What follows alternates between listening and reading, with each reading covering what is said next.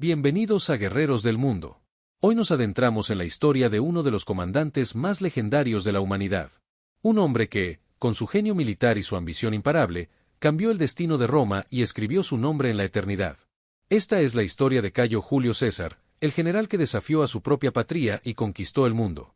Para comprender cómo un hombre puede llegar a dominar un imperio, debemos remontarnos a su origen. Julio César nació en el año 100 a.C. en el seno de una familia patricia, los Julios, quienes aseguraban descender de Eneas y, por lo tanto, de la diosa Venus. Sin embargo, su linaje no le garantizaba poder ni riqueza. Roma estaba sumida en luchas internas y su familia no gozaba de gran influencia.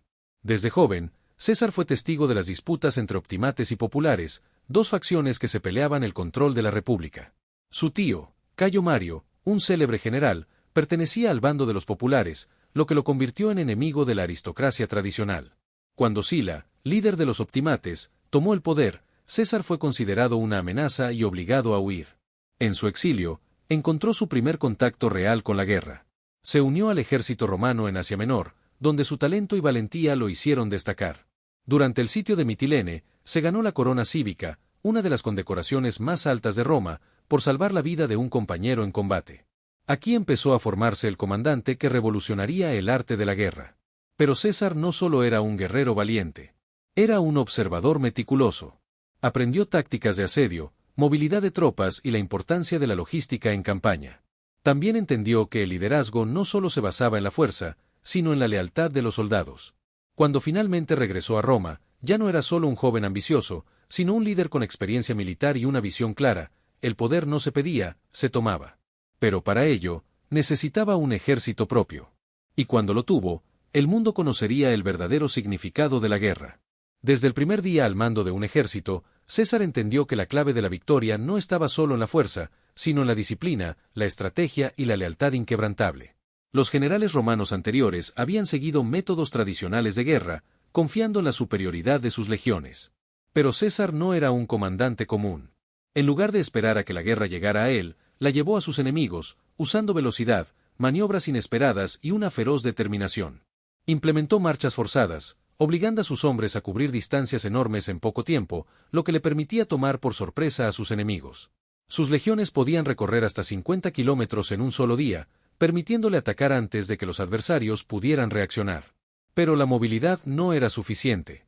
César perfeccionó la logística militar, asegurando que sus tropas siempre tuvieran suministros, fortificaciones y rutas de escape. En cualquier lugar que acampara, sus hombres construían fortificaciones defensivas en cuestión de horas, convirtiendo cualquier posición en un bastión impenetrable. También revolucionó la forma de combatir.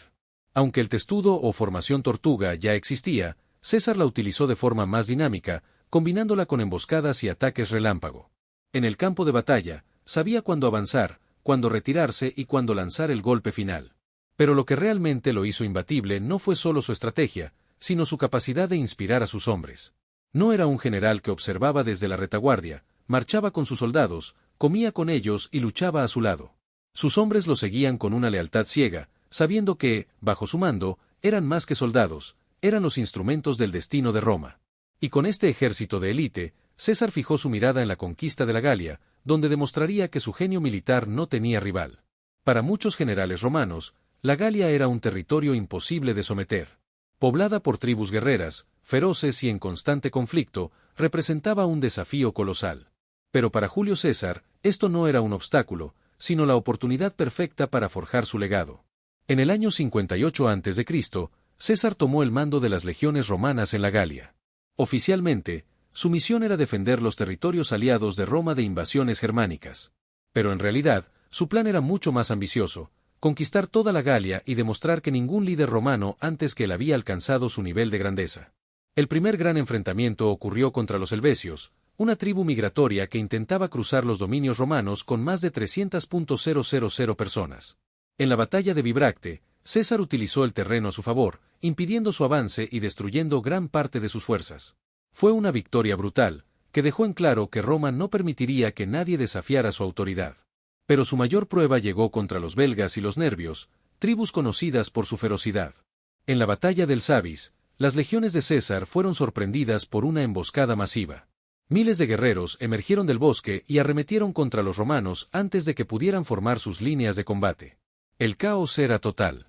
En ese momento, César hizo lo impensable. En lugar de retirarse o enviar órdenes desde la retaguardia, tomó su espada, se lanzó al combate y luchó codo a codo con sus hombres.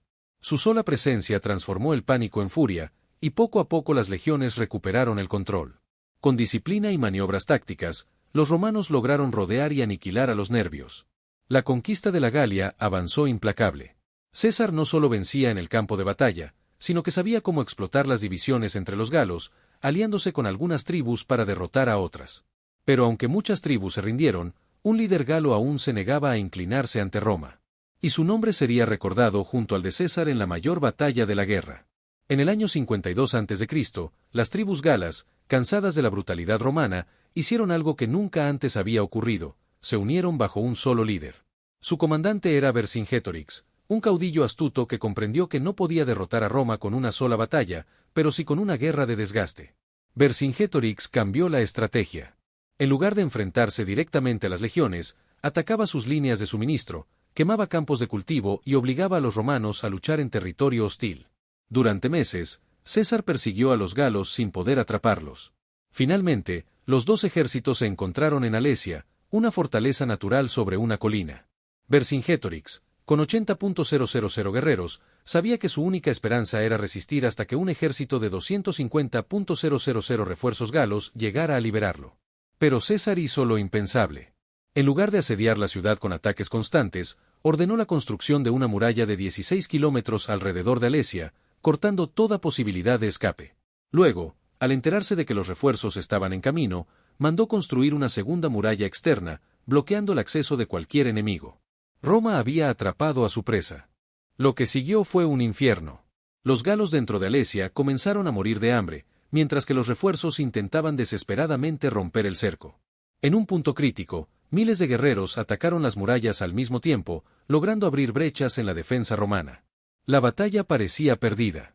Pero en el último momento, César reunió a su caballería y personalmente dirigió una carga contra los refuerzos galos. El impacto fue devastador. Los refuerzos se dispersaron, y dentro de Alesia, Vercingetorix se rindió, montando su caballo hasta el campamento romano y arrojando sus armas a los pies de César. La Galia había sido conquistada. César había logrado lo imposible, venciendo con estrategia, disciplina y una voluntad inquebrantable. Pero mientras celebraba su victoria, en Roma sus enemigos políticos preparaban su caída. Y el mayor enemigo de César sería la propia República. Con la Galia conquistada, Julio César se había convertido en el general más poderoso de Roma.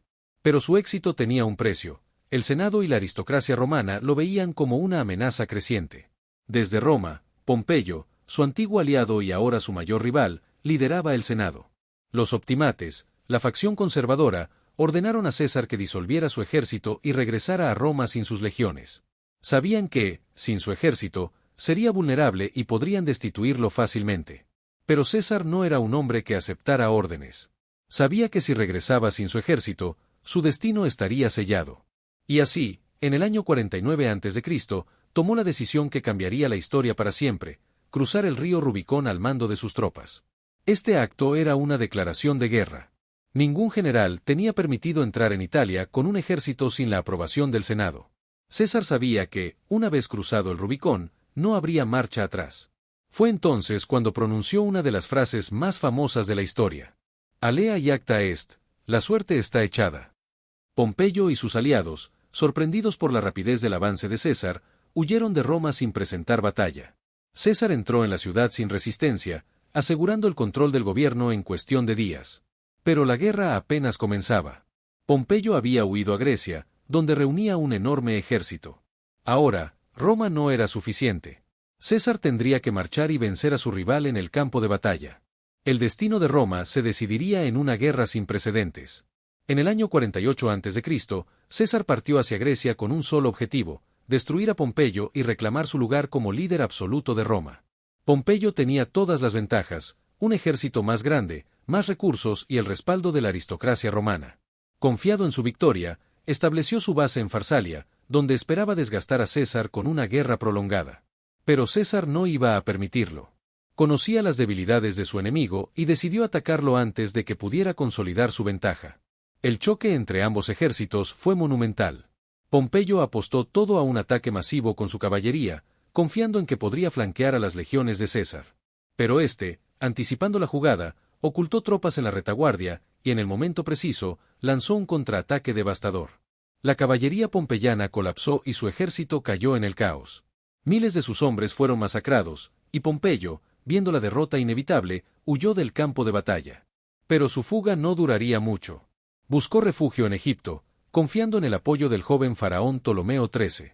Sin embargo, los egipcios, temiendo la ira de César, lo traicionaron y lo asesinaron antes de que pudiera pisar tierra firme. Cuando César llegó a Egipto y vio la cabeza de su antiguo rival presentada como trofeo, no celebró. Aunque habían sido enemigos, Pompeyo era un romano, y su muerte a manos de extranjeros era una ofensa a su honor. Pero no tenía tiempo para lamentaciones. Pronto, se vería envuelto en otro conflicto, uno que lo llevaría a la tierra de los faraones y a una de las alianzas más famosas de la historia. Tras la muerte de Pompeyo, Julio César llegó a Egipto en el año 48 a.C., esperando estabilizar la región y asegurar su dominio. Pero Egipto no era un simple reino aliado, sino un hervidero de intrigas y conflictos dinásticos. El trono estaba en disputa entre dos hermanos, Ptolomeo XIII y Cleopatra VII. Cuando César llegó, Ptolomeo intentó ganarse su favor presentándole la cabeza de Pompeyo como prueba de lealtad. Pero este gesto fue un grave error. César, en lugar de sentirse complacido, se enfureció. Para él, Pompeyo no solo era su rival, era un cónsul de Roma. Su asesinato por extranjeros era una ofensa inaceptable. Así que, en lugar de apoyar a Ptolomeo, César decidió aliarse con Cleopatra, la legítima heredera, según la tradición egipcia. Cleopatra, astuta y carismática, entendió de inmediato la oportunidad que representaba César. Se dice que, para encontrarse con él en privado, se hizo llevar envuelta en una alfombra, logrando así captar toda su atención. La alianza no solo fue política, sino también personal. Pronto, Cleopatra y César se convirtieron en amantes. Pero Ptolomeo XIII y sus seguidores no iban a rendirse sin luchar. Lo que siguió fue la guerra alejandrina, un conflicto feroz dentro de la propia ciudad de Alejandría. Los egipcios, superando en número a los romanos, intentaron acorralar a César y sus legiones. Para evitar que la flota enemiga los rodeara, César ordenó incendiar los barcos en el puerto. Se dice que este incendio se extendió hasta la biblioteca de Alejandría, destruyendo parte de su invaluable colección. Finalmente, los refuerzos romanos llegaron y aplastaron a las fuerzas de Ptolomeo. El joven faraón intentó escapar, pero murió ahogado en el Nilo. Cleopatra fue coronada reina, consolidando una alianza con Roma, y dando a luz a un hijo de César, al que llamó Cesarión. Pero César no podía quedarse en Egipto. Todavía quedaban enemigos por derrotar en el resto del mundo. Mientras César consolidaba su victoria en Egipto, una nueva amenaza surgió en Asia Menor. Farnaces II del Ponto, hijo del legendario Mitrídates V, se había rebelado contra Roma, confiando en que César estaba demasiado ocupado con otras guerras. Pero Farnaces subestimó a César. En cuanto el general romano supo de la revuelta, organizó a sus legiones y marchó hacia el Ponto a toda velocidad.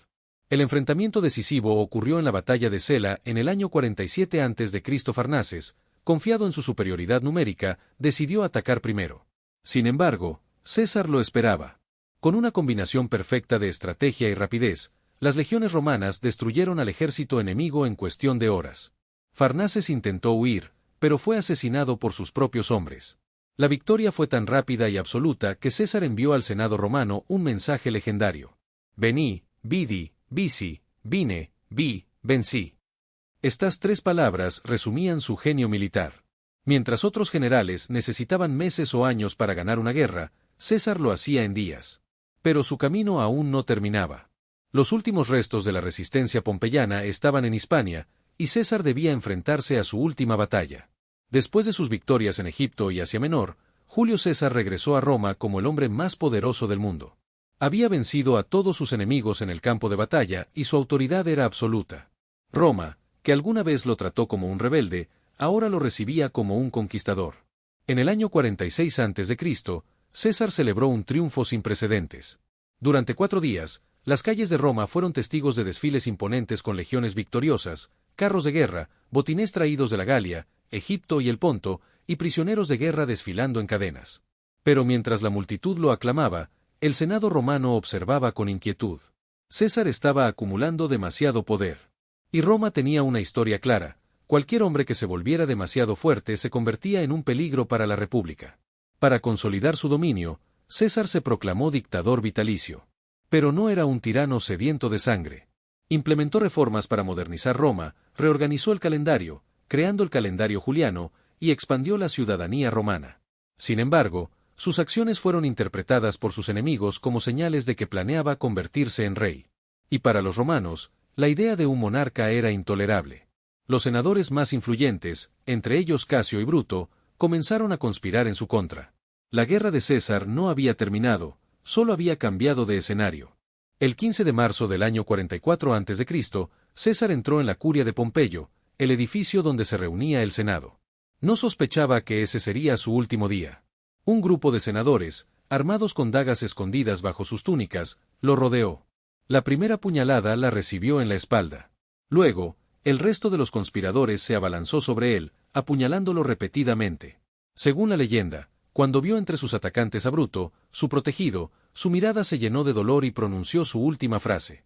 «Tú también, Bruto». El hombre que jamás fue derrotado en batalla cayó en el suelo del Senado, asesinado no por enemigos extranjeros, sino por sus propios compatriotas. Pero su muerte no marcó el fin de su legado. Su asesinato provocó una nueva guerra civil, y su heredero, Octavio, vengó su muerte y transformó Roma en un imperio. César no solo cambió la historia, se convirtió en historia. Gracias por acompañarnos en esta épica historia de guerra y conquista. No olvides suscribirte, activar el cinillo, comentar y compartir este video. Nos vemos en la próxima campaña aquí en Guerreros del Mundo.